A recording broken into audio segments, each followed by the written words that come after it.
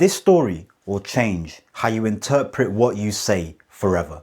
I once read a study in which they wanted to test how much of what somebody actually says in an interview contributes to them being hired. The way they went about finding this out is they got a few candidates in to be interviewed.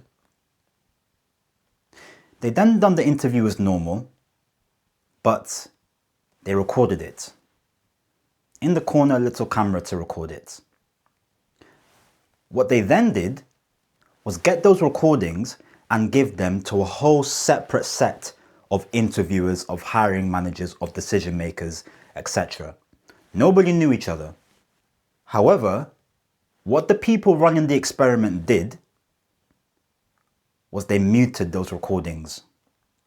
So, all the other interviewers, the hiring managers, etc., all they had to go off was how the candidate came across, their body language, their hand gestures, their facial expressions, their posture. They couldn't hear what school they went to. They couldn't hear their previous roles or previous jobs. The whole audio was muted. They couldn't hear their previous quotas that they met. It was all about visual. And what I'm about to say might shock you. And it might be scary as well. Because the interviewers who got the recordings muted were able to guess exactly who got hired and exactly who didn't. How scary is that to you? You're going into an interview and it doesn't matter what you say. The night before, you're focusing so much on remembering your numbers, on remembering what to say, focusing so much. Yet, it's about how you walk in that determines if you're successful or not. It's about how you sit. It's about the hand gestures or lack of hand gestures, about the facial expressions or lack of facial expressions. They were able to guess who got interviewed and they were able to guess who got hired and who didn't, purely based on visual cues. If this isn't a wake-up call to show up like a leader in every room you walk into, I don't know what is. In this video, we are going to go over 3 things that will help you show up as a leader. What you say is important, correct?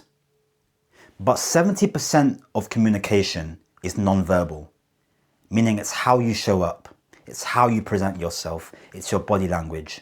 The first thing we're going to go over is posture and body language. They go hand in hand. Posture and body language. Body language. I'll go body lang.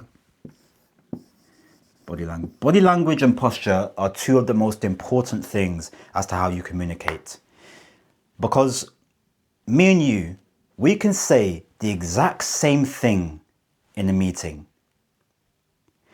If I say it with my chest up, with my head up, with my chin up, with my back straight and my shoulders down, people will perceive me as more authoritative. People will perceive me as a leader. Meaning whatever I say is elevated. However, if you were to say it with your head down, your chest caved in, your shoulders rolled over, and your chin down, if you say the exact same thing as me, people will ignore you and people will want to ridicule you. It's just how it is. Because they sense you're nervous. They sense you don't even know, you're not sure about what you're saying.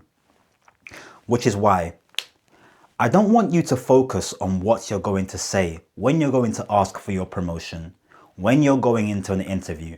I want you to focus on the body language and posture you have while you're saying it. I want you to always keep in your mind, and this will help you when it comes to overthinking about what to say, because you don't have to focus on that. The ideas will come to you. When you stand up straight with your shoulders back, your chest out, your head up, and your neck straight, ideas, words, it just flows to you much, much better because you feel more confident. You will be able to articulate yourself better. Take the best singers, the best rappers.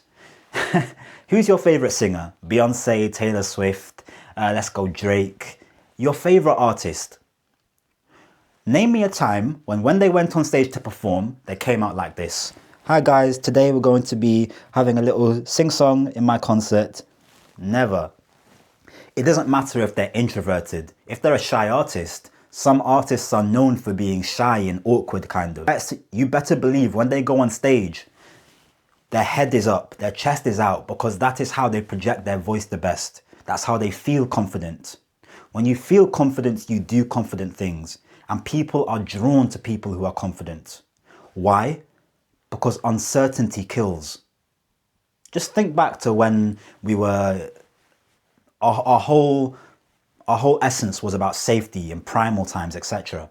If somebody was uncertain about a certain berry being poisonous or not, or if somebody was uncertain about there being a potential predator around the corner, uncertainty kills.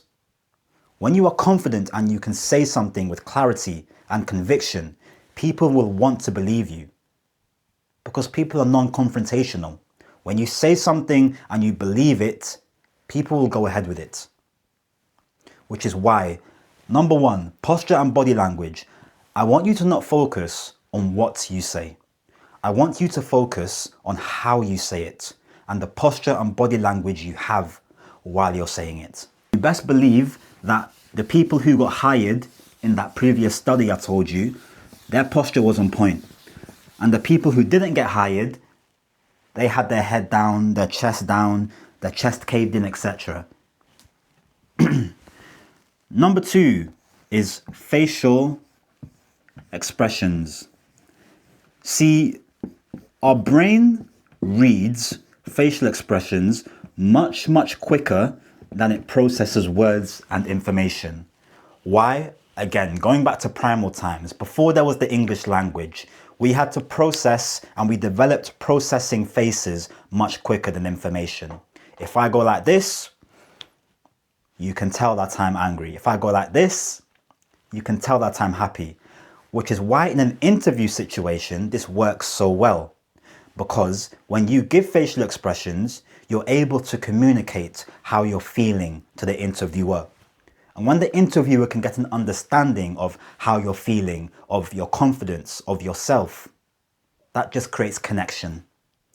Imagine if you were interviewing me, for example, you're the interviewer, you're the boss, and I walk in and my face is flat, completely flat. Or my face has tension. My movements are quick. I'm doing quick looks away and glances away. I'm like a bird in the headlights or a deer in the headlights. I'm nervous, I'm shaky. Or I walk in and I don't make eye contact. I look at the floor, I look at the ground.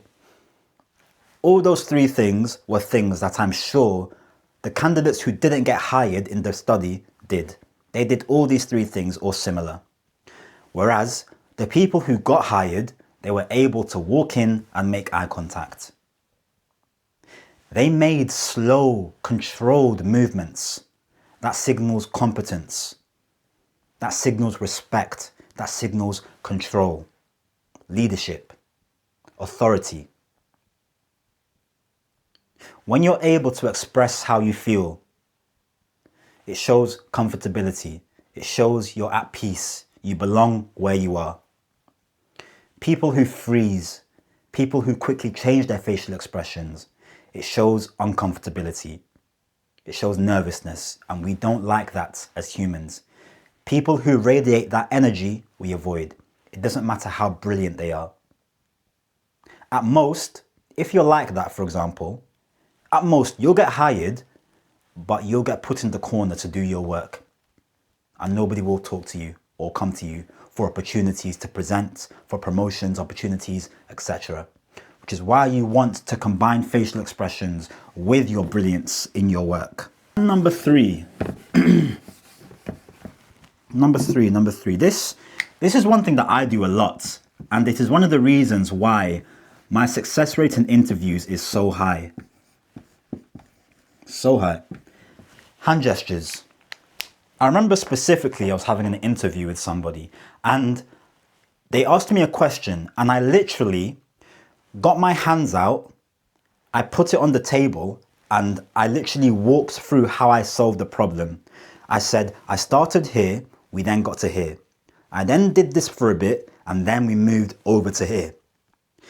I always say humans, adults, we are big children.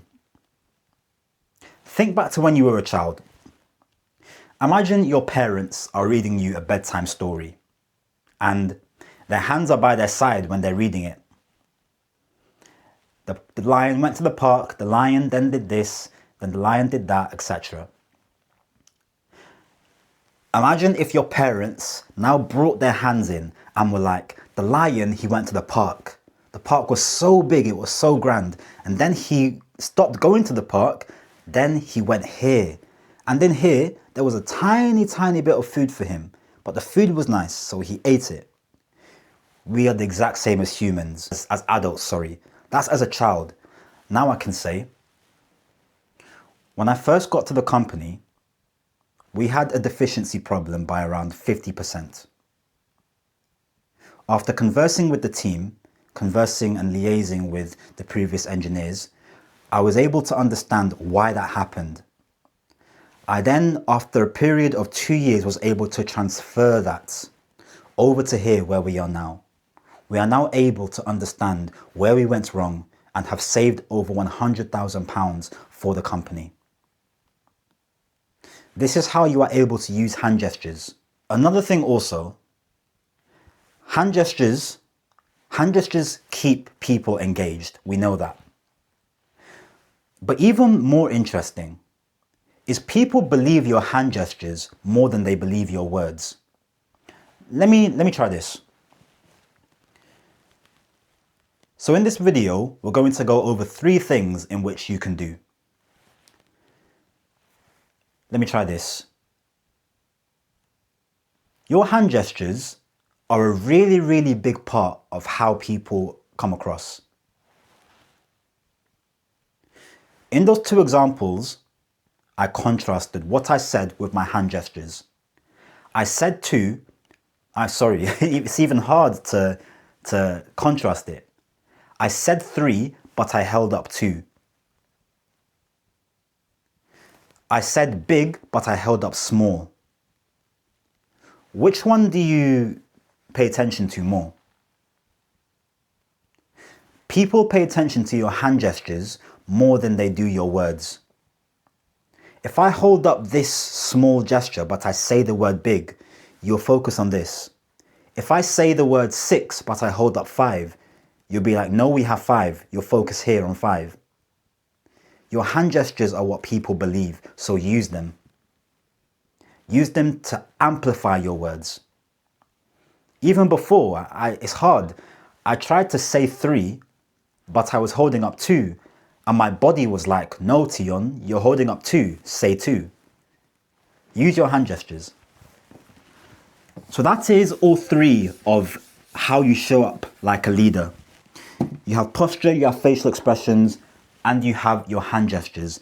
And this I want to give you as a bonus one. One that you might not think, being a professional, being in tech, etc.